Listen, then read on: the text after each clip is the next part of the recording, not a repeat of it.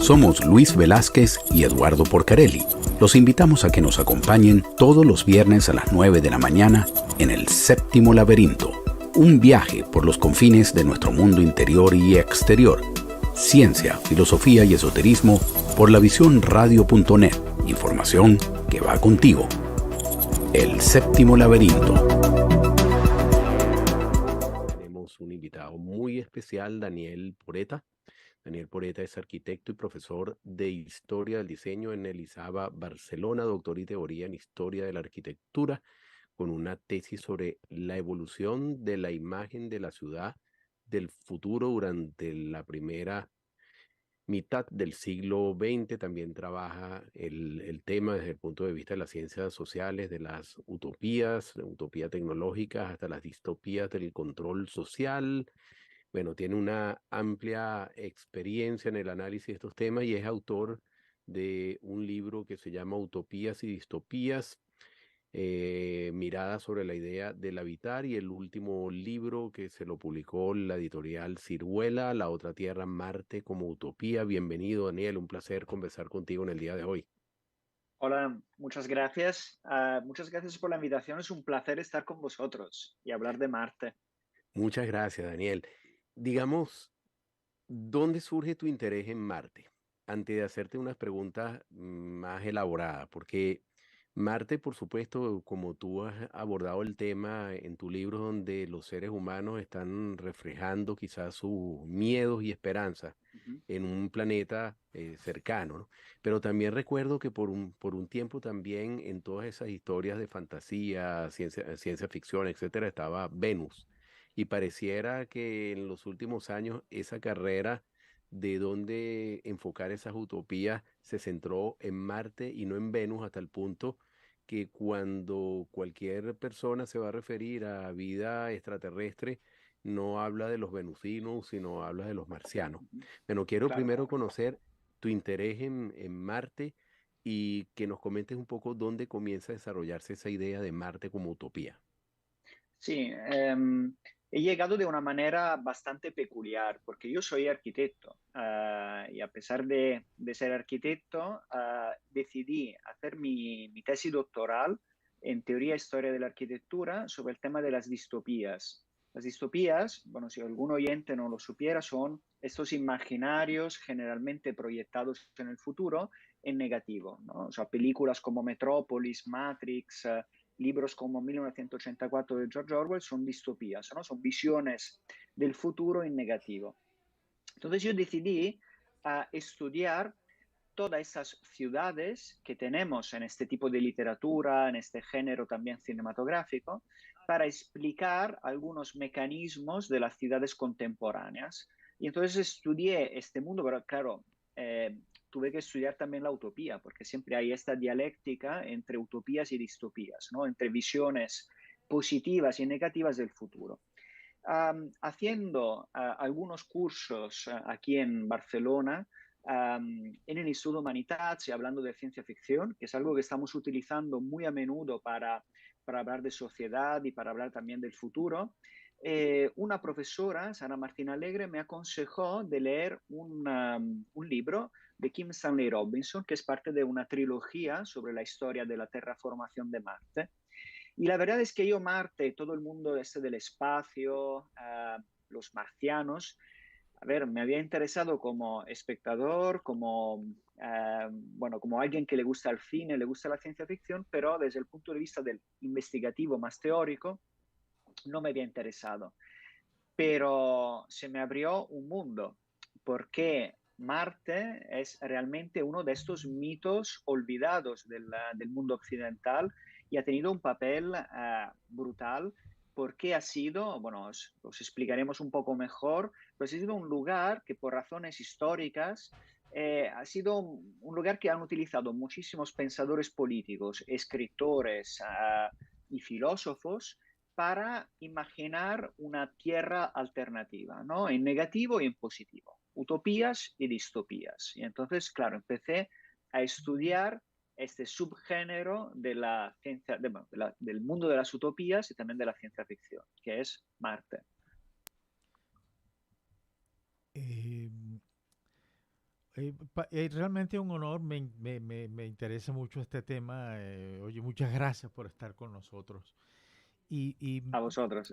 mira, yo siempre tuve la misma pregunta que yo creo que tú eres el hombre que me la va a responder. Y es la siguiente. Leyendo los libros de Asimov y viendo las películas, yo me preguntaba, ¿qué tipo de vida llevaría yo en Marte? ¿Sería el mismo? ¿Qué tipo de ciudad tendría? ¿Sería yo mismo? ¿Qué pasaría conmigo? ¿Y qué pasaría con ese yo que llevamos dentro y con todas las inquietudes que tenemos nosotros? Porque de alguna forma seríamos como una especie evolucionada de conquistadores, de aventureros que llegamos allá y estamos viviendo en unas ciudades muy especiales. Yo me he imaginado muchas veces una ciudad en un país extraño y en un planeta extraño como es el caso de Marte. Pero, ¿qué pasaría con Es nosotros? es una muy buena pregunta, y lo bueno de la ciencia ficción que te permite de reflexionar a través de novelas y de relatos justo sobre preguntas como estas, ¿no? Que lo diga Um, Ray Bradbury, ¿no? Con sus crónicas marcianas. claro, o sea, eh, es interesante que Ray Bradbury, que en Crónicas Marcianas, cuando sus astronautas estadounidenses llegan a Marte, no se encuentran este paisaje de desiertos que vemos a veces reflejado en algunas películas, en algunas novelas. Se encuentran una reproducción de sus ciudades americanas. Claro, lo que hace Ray Bradbury es utilizar Marte como un espejo de la Tierra. Pero hay algunos temas respecto a la pregunta que me hacía, es que uh, porque se está hablando de este, o sea, estamos en un momento en el que se está reconstruyendo una carrera espacial, que es muy distinta a la carrera, a la competición entre Unión Soviética y Estados Unidos que vimos en los años 60. Esta es una nueva carrera espacial que también tiene unas componentes filosóficas, ¿no? El hecho de crear, de empezar a desplazar, la idea de desplazar y de colonizar otros planetas significa crear una otra especie, ¿no? En realidad se habla de convertir la especie humana en multiplanetaria, pero en realidad si lo llegamos a pensar, y esto la ciencia ficción lo explica, si nosotros tuviéramos una descendencia que empieza a nacer y a crecer en otro planeta, es muy posible que no solo físicamente acaben siendo diferentes a nosotros por cuestiones de evolución, ¿no? O sea, naces en un lugar donde la gravedad es distinta, estás expuesto a radiaciones, o sea, seguramente habría otro tipo de humanidad. Pero también desde el punto de vista más íntimo, ¿no? Más del ser humano, sería distinta. Hay un libro que, si no recuerdo mal, era justamente Asimov, que reflexionaba en algún fragmento sobre estos humanos que habían nacido en Marte. La idea de belleza que podría tener alguien nacido en un planeta como Marte sería seguramente completamente distinta a nuestra idea de belleza, ¿no? O nuestra idea de naturaleza. No tendrían nuestra misma idea de naturaleza, ¿no? No tendría nuestra misma manera de relajarse o un distinto tipo de ocio. O sea, hay muchas cosas que son súper interesantes, ¿no? De estas posibilidades.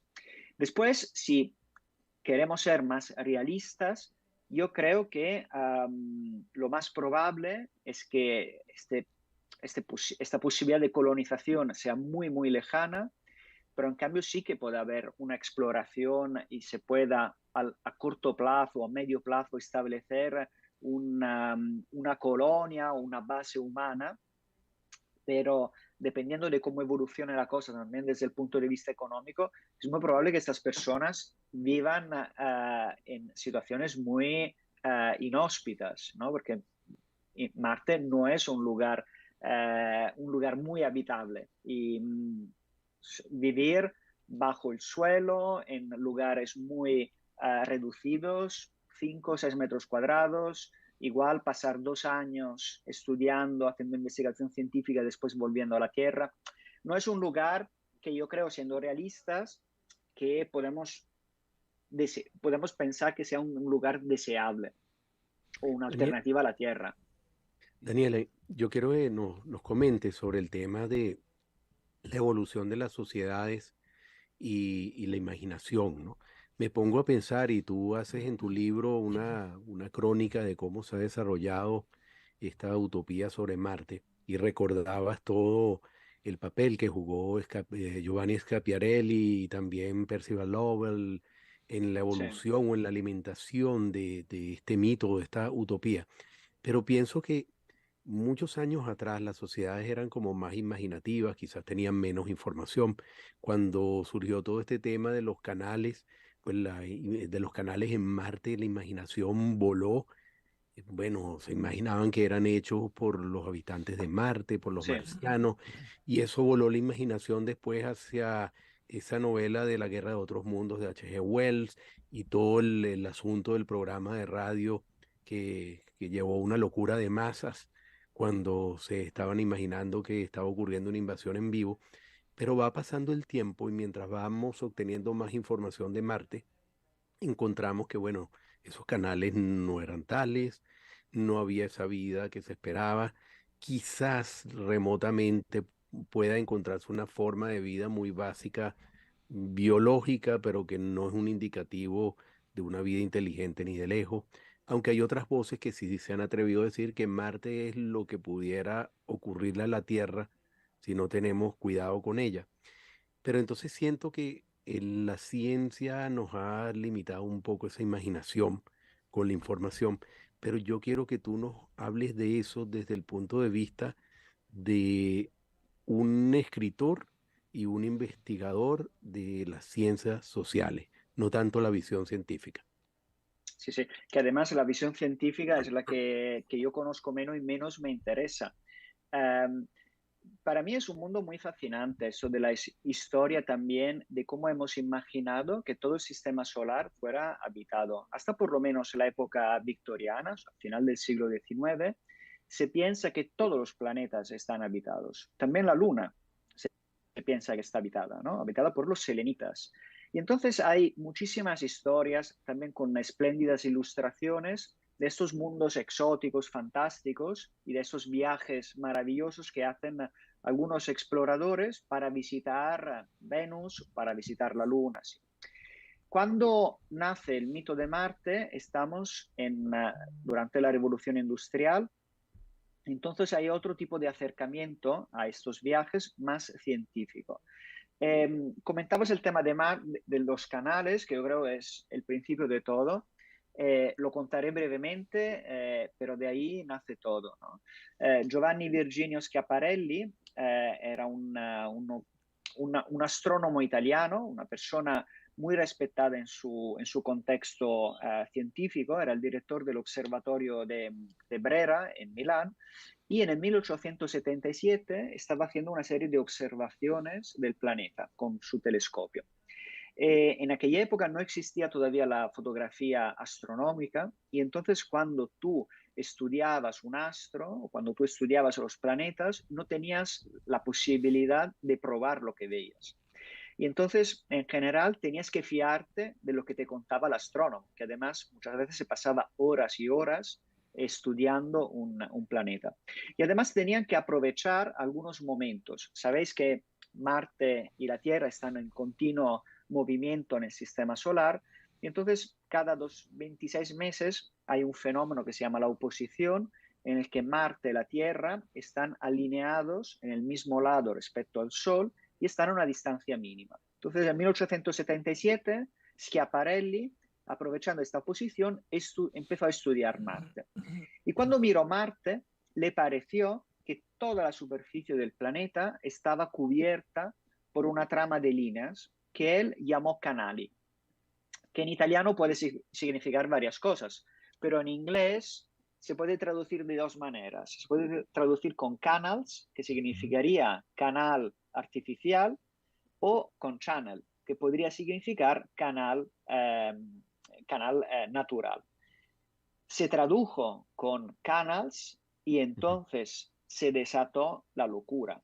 ¿Por qué? Esto significaba que en Marte había canales artificiales, había alguien que había construido esos canales artificiales y había también una razón para que se hubieran construido.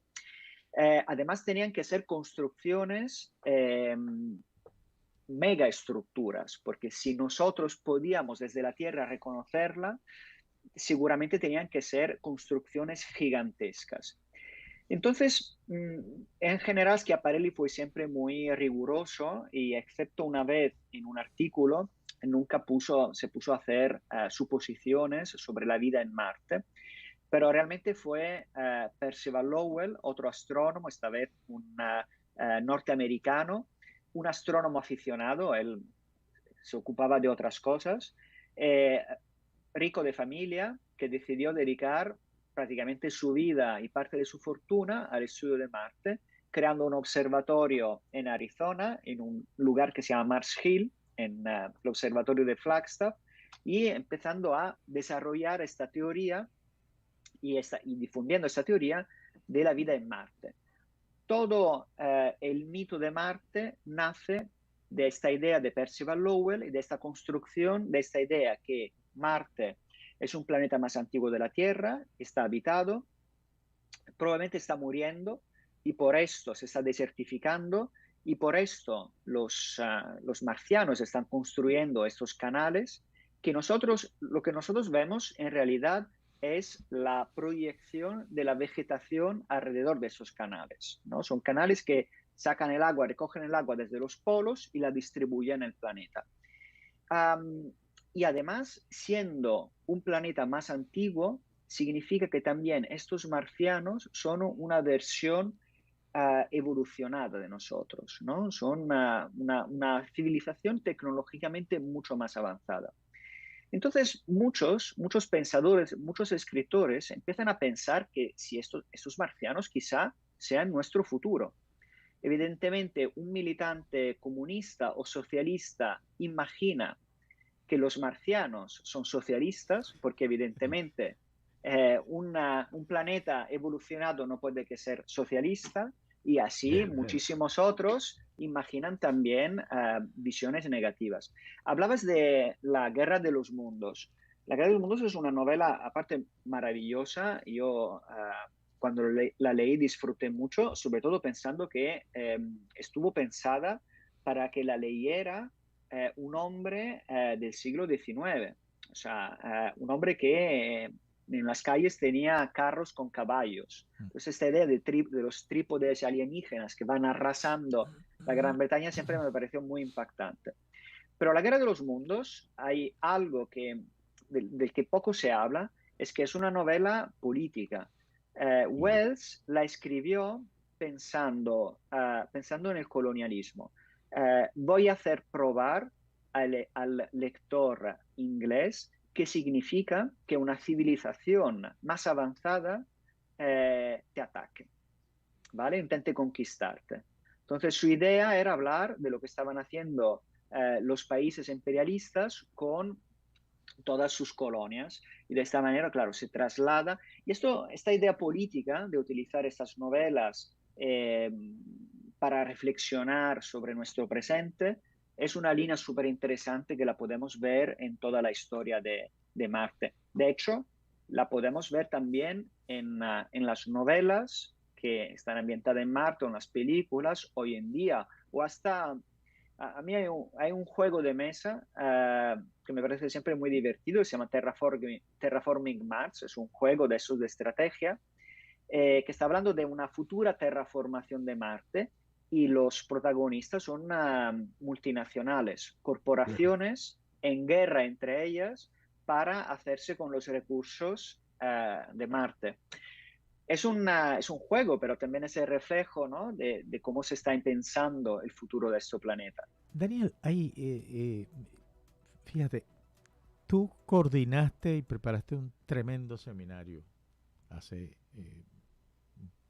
un año o dos quizás. Pero en tu exposición hablaste de una cosa que me llamó mucho la atención.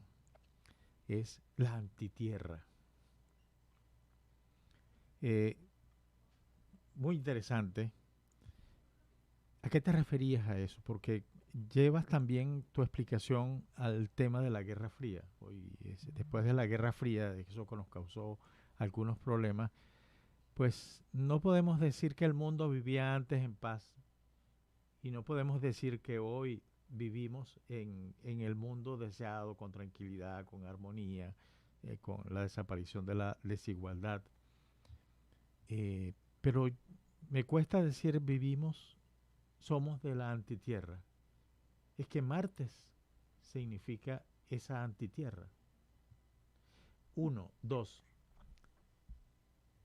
en el supuesto de que tengamos que emigrar por razones o de cualquier tipo de razón hacia otros planetas. ¿Qué pasa con el yo? A mí me preocupa mucho eso.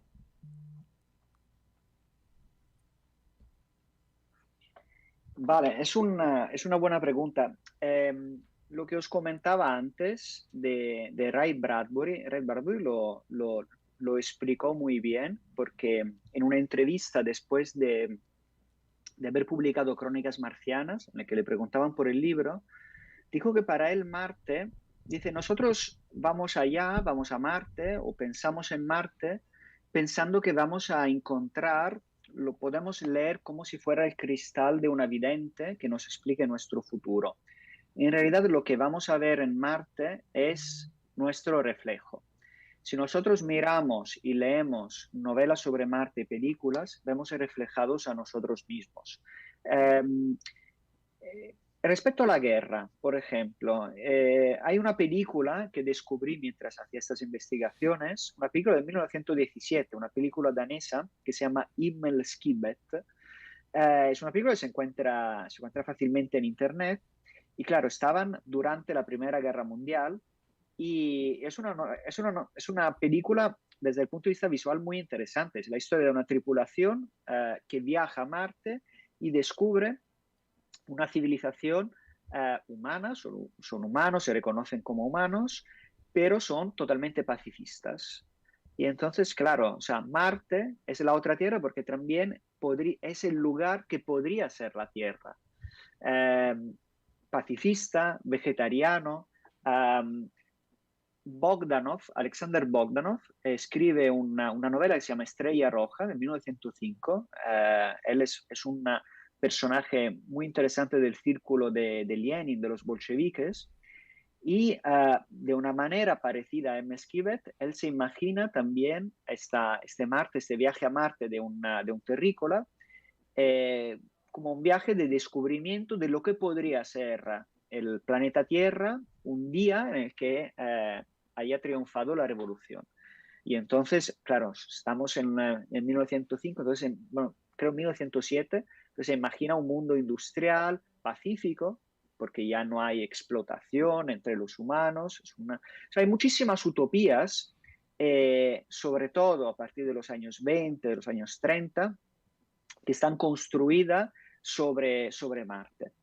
Y el tema de la inmigración, que es algo que es muy actual, de hecho, yo creo que siempre se hace investigación para explicar algunos temas de la actualidad y para mí, evidentemente, escribir este libro ha sido una manera para reflexionar sobre, por ejemplo, proyectos como los de Jeff Bezos y de Elon Musk, ¿no? Son proyectos estos de la New Space Economy y hay detrás esta idea, que es una idea vieja, de que necesitamos conquistar otro planeta para asegurar la supervivencia de nuestra especie, ¿no? Entonces la idea es crear una Tierra B en otro lugar.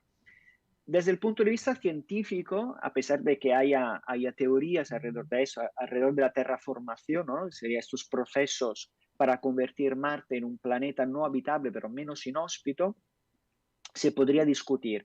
Pero yo creo que de momento no hay ningún país y ninguna fortuna que sea capaz de plantear realmente la terraformación de un planeta de Marte. O sea, Marte seguirá siendo quizás el planeta más parecido a la Tierra de todo el sistema solar, pero también es un planeta que seguirá siendo inhóspito durante muchísimo tiempo y seguirá siendo seguramente siempre más inhóspito que muchos otros lugares de la Tierra que podrían ser convertidos en lugares habitables.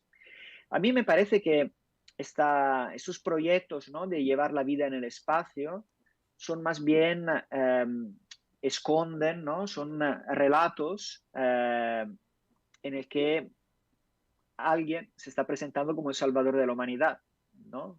Y nos ofrece también alguna manera fácil, ¿no?, de salir de algunas preocupaciones reales que tenemos, el tema de la explosión demográfica o el tema del agotamiento de los recursos, buscando esa solución en un lugar lejano y también buscando una solución que no nos plantee, que no nos obligue a ver cuáles son nuestras responsabilidades de cara al planeta Tierra, ¿no? Entonces yo creo que nosotros estaremos obligados durante muchísimo tiempo a vivir aquí en la Tierra. Para mí yo creo que la exploración, la investigación científica es algo importante que se tiene que hacer y me gusta también la idea de viajar en el espacio, pero creo que nuestro lugar es la Tierra y es el lugar donde tenemos que poner nuestros recursos para solucionar los problemas que tenemos en este momento. Daniele, cuando los seres humanos se planteaban, digamos, entrando a la historia de algunos procesos de conquista, cuando se planteaban esos procesos, se planteaban de alguna manera como utopías, ¿no? Pensemos en la conquista de América, pues Colón esperaba encontrar una ruta más rápida para llegar a las Indias y se imaginaban oro por todos lados, un dorado gigantesco, etcétera. Se visualizaban como utopías, pero terminaban ocurriendo como distopías. Me pregunto si Marte, que hoy en día es una utopía, tú proyectas que algún día podría convertirse en una distopía. Buena pregunta.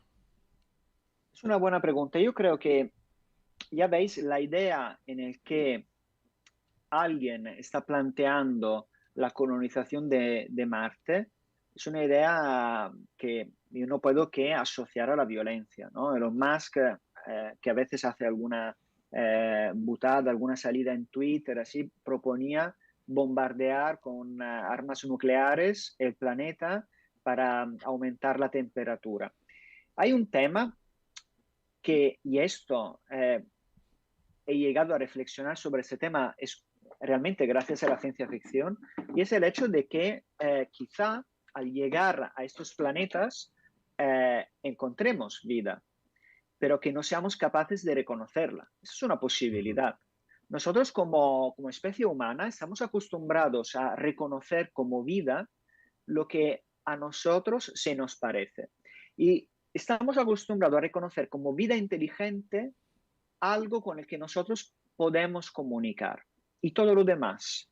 Y si hubiera en el planeta una vida que nosotros no seamos capaces de reconocer y con nuestra llegada causáramos la destrucción. Hay algunos pensadores que hablan, por ejemplo, no solo del antropoceno en la Tierra, pero que en el momento en el que llegáramos a Marte empezaría también un antropoceno marciano, o sea, una modificación del planeta por la llegada del hombre y además un compromiso, o sea, llevaríamos también enfermedades, eh, microbios, o sea, habría evidentemente estos contactos no los podemos ver ingenuamente, tenemos que también plantear que puedan tener consecuencias negativas sobre posibles formas de vida que hay en esos planetas. Respecto al tema de la utopía y la distopía, yo creo que ahora muchos están diciendo si la vida realmente en Marte sería utópica. Lo que comentaba antes, Marte tiene unas condiciones de vida brutales para nosotros, ¿no? Estaríamos obligados a vivir en el subsuelo para protegernos de la radiación. Es un planeta que tiene, o sea, todavía desde el punto de vista tecnológico, toda una serie de cosas que no tenemos solucionada. Además, allá no tendríamos animales, tendríamos una vida, tendríamos una alimentación muy probablemente vegetariana. Tendríamos que, no sé, por ejemplo, beber orina filtrada y reciclada. O sea, yo no creo, no lo veo como un lugar utópico o como un lugar deseable donde ir. Eso no significa que para un investigador pueda ser desplazarse allí y pasar 2 años en Marte estudiando el planeta, puede ser súper interesante. Pero me parece imposible imaginarme que se convierta en un lugar alternativo en la Tierra o en un lugar deseable. De la misma manera que creo que son interesantes, pero también esos proyectos que es el de Jeff Bezos, que no es tanto el tema de la colonización de Marte, cuanto más lo de llevar la vida humana en el espacio, que es algo que tiene raíces en la historia de las utopías, en algunos proyectos de los años 60, 70. También en este momento es más ciencia ficción que otra cosa, ¿no? Pero es lo de siempre, es pensar que nosotros, que habrá una solución tecnológica o uno de esos grandes proyectos para salvarnos de los problemas que tenemos actualmente, ¿vale? O sea, pensar siempre que alguien inventará algo para salvarnos. Perdona, solo una cosa que quería decir. Hay un filósofo que se llama Jorge Riechmann, que creo que respecto a esos temas tiene un concepto que me parece muy interesante, es que pensar a dos posibilidades, ¿no? De respecto a nuestro futuro.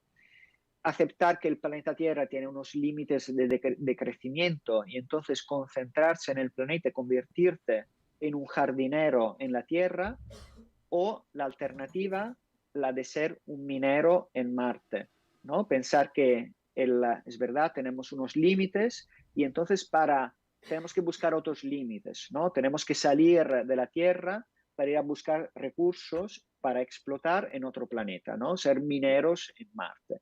Y son dos visiones que me parecen muy interesantes, ¿no? Y también te da la posibilidad de elegir entre estas dos posibilidades.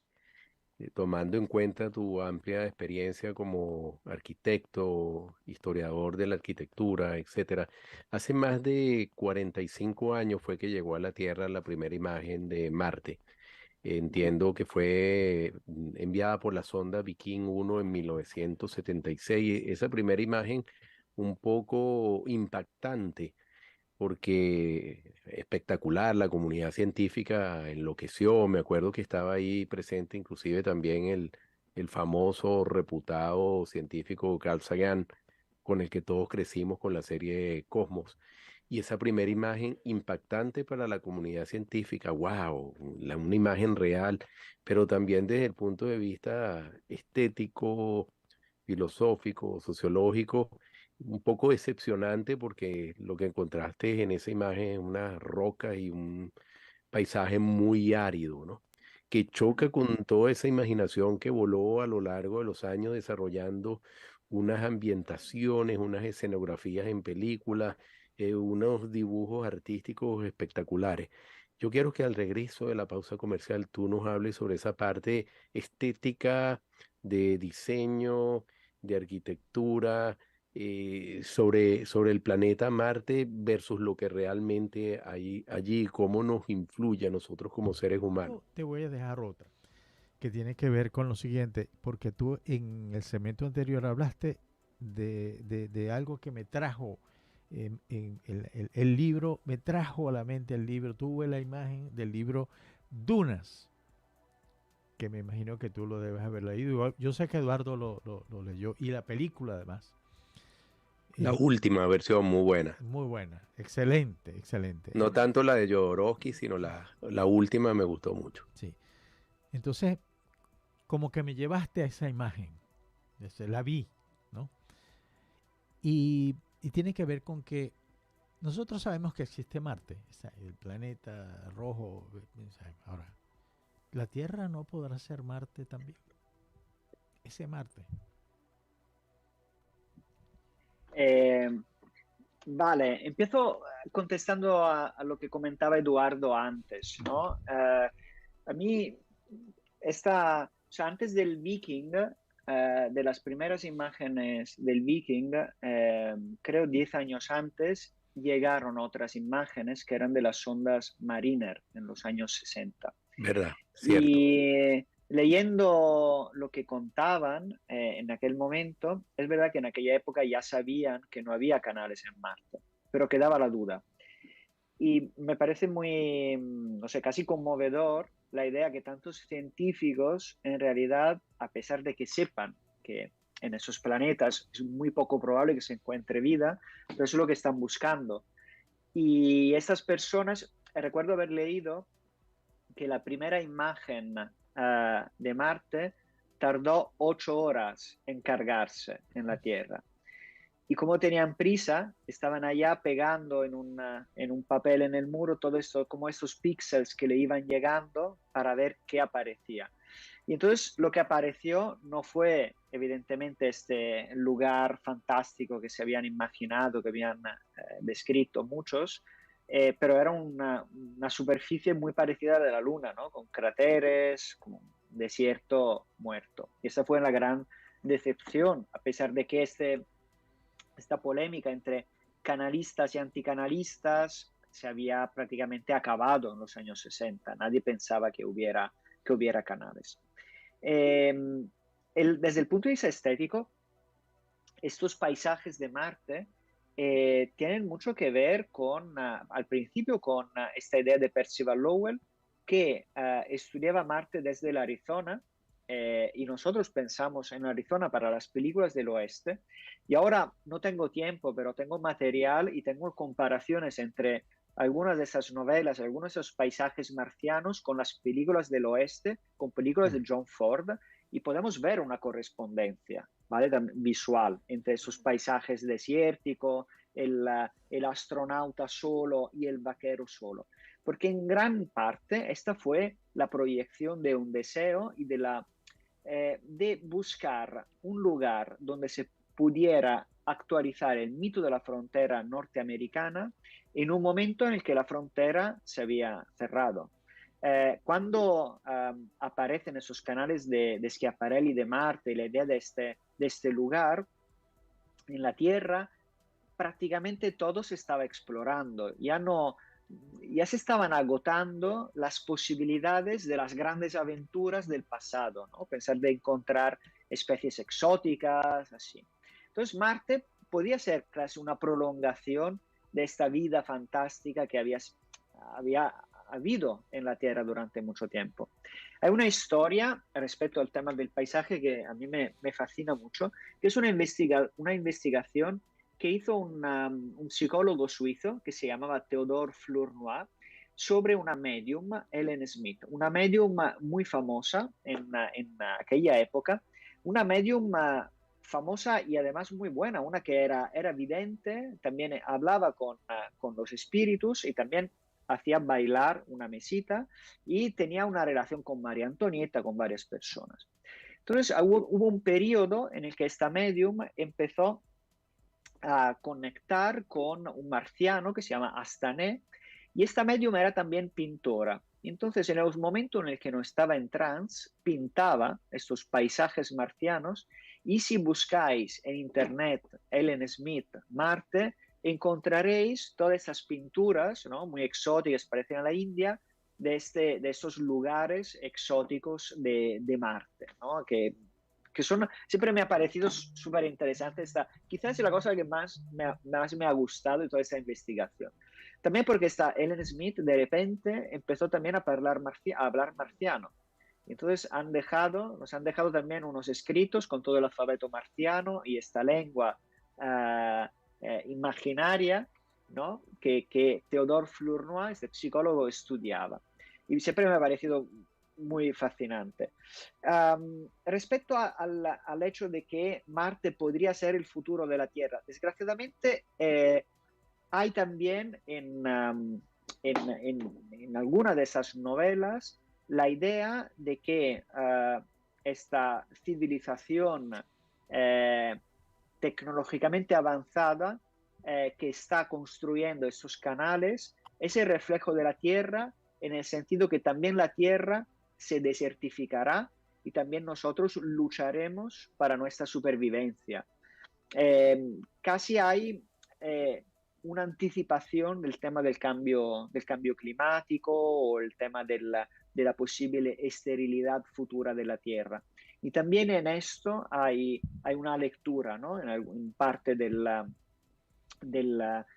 las novelas. De hecho, La Guerra de los Mundos casi podríamos interpretar que la agresión de los marcianos es una agresión debida al hecho de que su planeta está muriendo, ¿vale? Entonces, es como una colonización, una agresión impuesta para la necesidad de sobrevivir, ¿no? Eh, pero yo sigo pensando que eh, tenemos que pensar, eh, o sea, Marte es un lugar súper interesante. De hecho, nosotros lo utilizamos también en una escuela de diseño donde trabajo, donde doy clase. Hay muchos talleres donde utilizamos Marte como un lugar para hacer proyectos.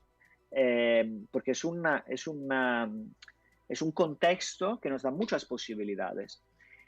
Pero esto no nos tiene que hacer olvidar que es la Tierra sobre las que tenemos que trabajar. Daniel, dos preguntas. Una en relación al metaverso.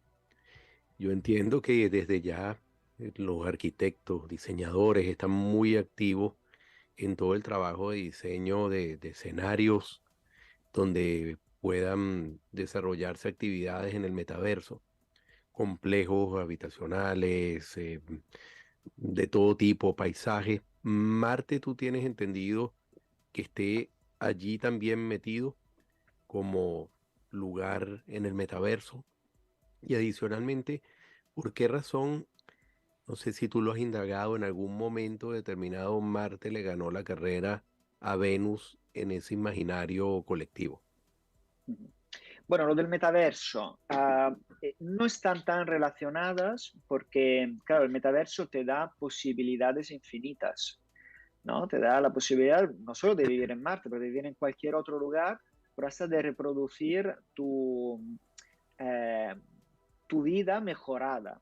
El metaverso es interesante porque sobre este tema de la tecnología es discutible si sean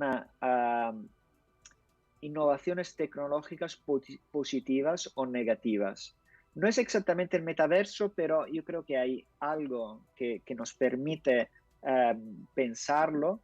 No sé si habéis visto la película Her, que es la historia con Phoenix, que se enamora de su sistema operativo, ¿no? Que es la Scarlett Johansson. No, no la he visto. Bueno, es una película muy buena, además estéticamente es espectacular. Claro, es un señor que se instala, como nosotros nos instalamos el Windows, se instala un sistema operativo que le habla y empieza a tener una relación sentimental con ese sistema operativo. Entonces, y esto me hacía pensar también al metaverso. ¿Es positivo o negativo? Este señor empieza a tener una relación sentimental que le aporta felicidad, pero por otro lado, nosotros sabemos que esta relación es falsa.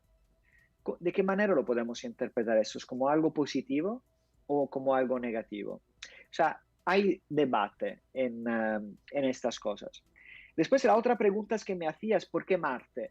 Claro, porque hay una razón científica. O sea, los otros lugares, los otros planetas, si ya Marte es muy difícil pisarla y, y posiblemente colonizarla o terraformarla, los otros planetas son muchísimo más inhóspitos y venenosos que Marte.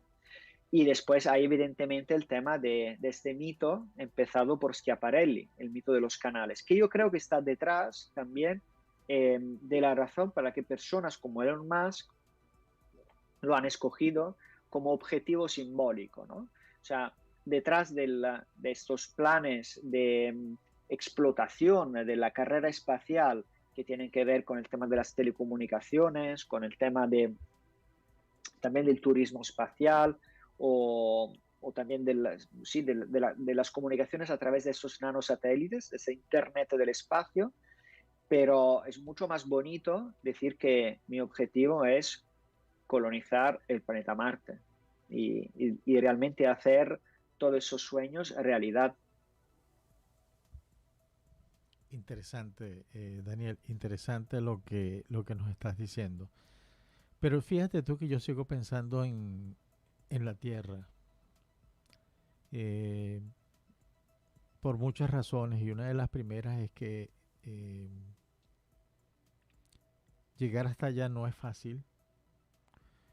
Efectivamente tenemos tecnología como para llegar allá, pero para llegar allá entre 4 o 6 astronautas, para llegar a colonizar es como demasiado, como de un reto no inalcanzable. Los retos todos son alcanzables, pero con un reto eh, que hace difícil mientras estemos viviendo en la Tierra.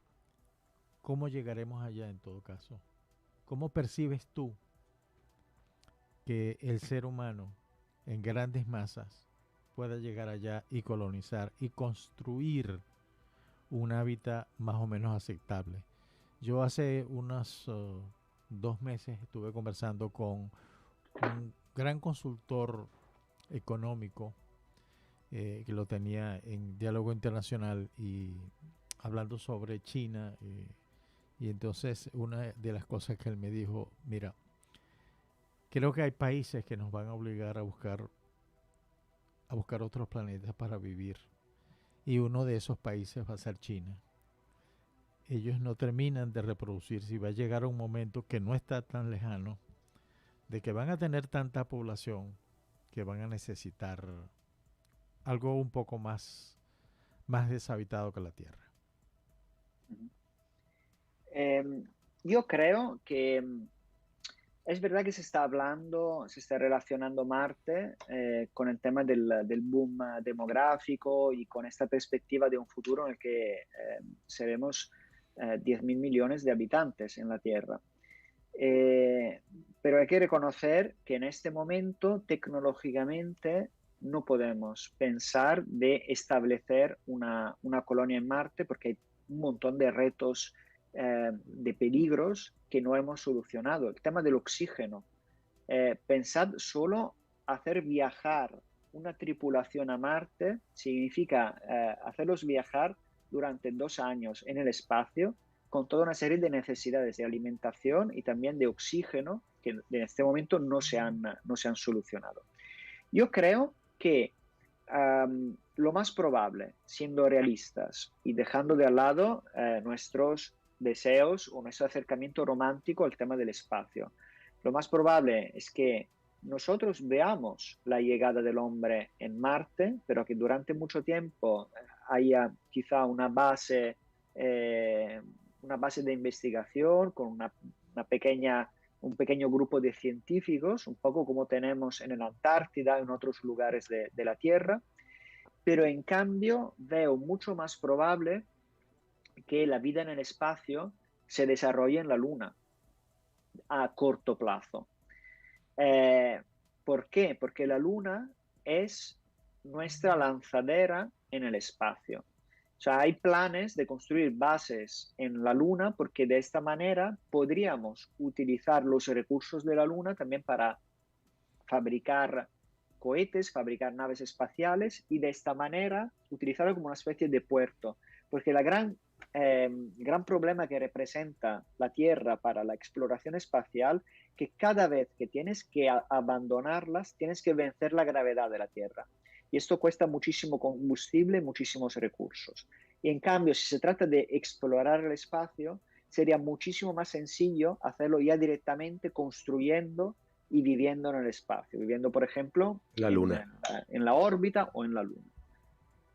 Sí, yo particularmente, bueno, me asombro de cómo evoluciona rápidamente la humanidad, pero también cómo se establecen metas inalcanzables, porque me impresionó mucho la noticia que recién hay algunos indicios de que se están descubriendo la tumba de Cleopatra.